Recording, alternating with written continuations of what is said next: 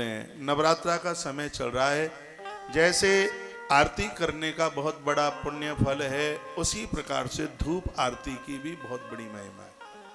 धूप आरती बाजार में मिलती है। धूप आरती में कपूर डाला जाता है। उसमें दो चीजें और विशेष हैं, एक है गूगल और एक है लोहवान। जिस घर में लोहवान जलाया जाता है, बच्चों के ऊपर किसी भी प्रकार की विपत्ति नहीं आती। गूगल जलाते हैं आरती में, जिससे कारोबार को कोई बांध नहीं सकता। तो माता रानी के इस अनुष्ठान में लोहवान और गूगल को भी लिया गया है। रात्रि को धूप आरती के साथ में, ये आरती करने से पहले पूरे घर में इसको घुमाया जाता है, उसके बाद आरती होती है। तो ये बातें आपके बीच में रखी गई हैं।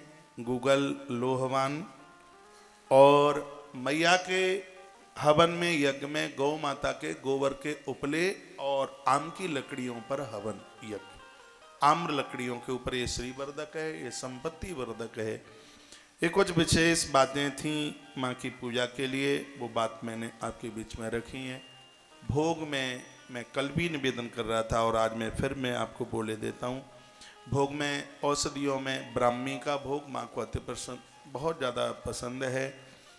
घी में मिश्री डालकर, बूरा डालकर, गुड़ डालकर माँ को भोग लगाया जावे, माता बहुत प्रसन्न होती है। और गुलगुले, छोटे छोटे पुए बनते हैं, उससे माँ बहुत प्रसन्न होती है। रस खीर ये तो रोज ही बनाएं, गन्ने के रस में चावल डाल करके रात्रि को भोग लगाएं और बेटियों को जिमा दें। जो लोग एक आध बार अन्न खाते हैं, यदि आप भी एक बार अन्न ले रहे हैं तो यह प्रसाद आप भी ले सकते हैं। ये घर में धन की बरकत में गन्ने के रस में चावल डालकर खीर बनाकर माँ को भोग लगा करके घर की गरीबी, घर की दरिद्रता का नाश होता है। ये बात मैंने कल भी बोली थी। इसी बात को मैं बार बार ज़्यादा मैं रिपीट नहीं करूँगा। माता को इलायची भी चढ़ाई जाती है और ये इलायची भी घर को बहुत ऊंचाई देती है।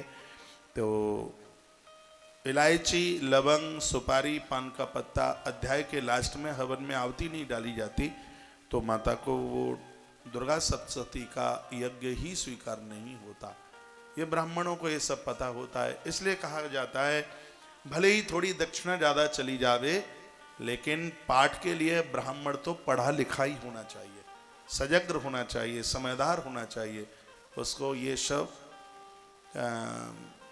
अनुभव होना चाहिए, सब उसे ये अनुभव हो। तो आइए, मैं आज तुम्हारा पंडित जी बनकर, तुम्हारा आचार्य बनकर मैं आज आपके घर की पूजा कराता हूँ। आप अपने अपने घर में, मंदिर में आप बैठिए और अपने सामने आप रखें पंचपात्र।